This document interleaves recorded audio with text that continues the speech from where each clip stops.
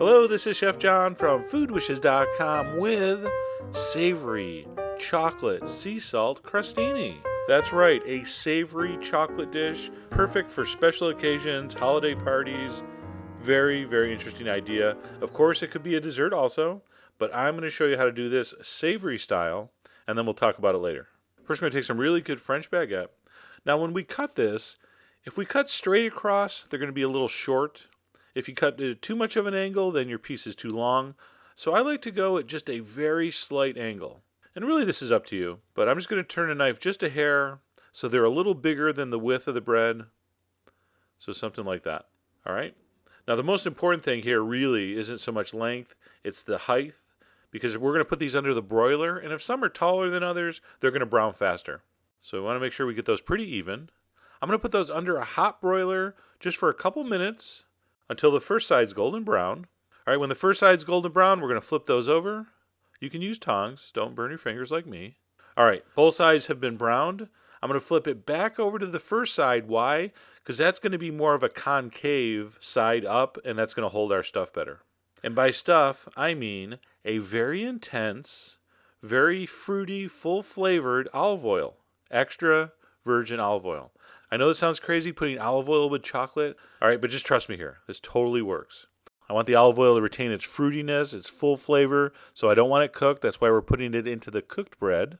All right, once they're soaked with a really good olive oil, I'm going to push in a piece of dark chocolate, not milk chocolate.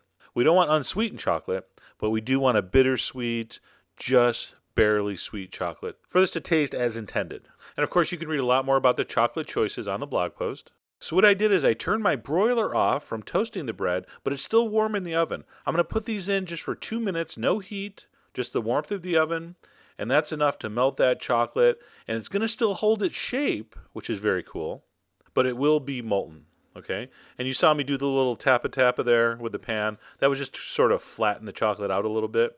See, I don't want to spread it. I could use a knife to spread it, but I don't want to. I want to leave it like that because it looks cool. Then we're going to take a sea salt, any flaky sea salt. Luckily, my friend Linda in Seattle, Salty Seattle, makes sea salt for me. But any sea salt will work, but you want something that has a large flake to it.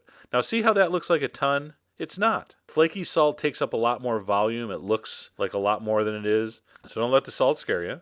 And that's it. The magic of this, the toasted bread that's then soaked with the olive oil, peppery, slightly bitter, full flavored olive oil with that bittersweet chocolate kind of melting into it.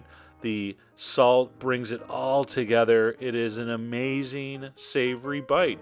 Fantastic with red wine as a past hors d'oeuvre. So this works as a party snack anytime, but especially for the holidays when you want something a little more decadent, a little more interesting, a little more out of the ordinary.